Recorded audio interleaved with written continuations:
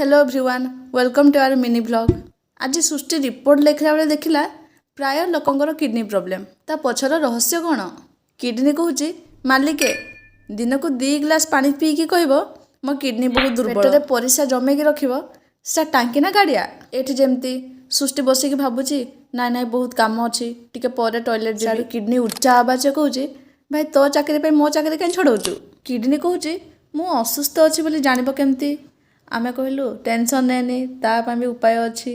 हठात ढलकपुर कालिया परिका फुली जिबा किंबा परिस्रा कम हबा किंबा परिस्रा गला बेले पड़ा हबा बारंबार क्लांति किंबा दुर्बलता श्वास कष्ट मुंड बिंधा ए सब लक्षण होची किडनी रोग। खाली एतिकी नुहे किडनी प्रॉब्लम हेबार आहरी बहुत सारा रीजन अच्छी जेमती दूषित पानी पीबा किंबा अधिक लुण मिसिथिबा पानी पीबा बटरले दीर्घ समय धरी पानी रखाई था पीवा। आ जदि किडनी टिके बेसी हालचाल जानापी चाहते ताहले सीधा पलि आसबे मेडिकल डॉक्टर ठू प्रेस्क्राइब करेंगे आरएफटी किंबा केएफटी आ सीधा चली आसबे आम पाखु छुंची फुड़ा खाई।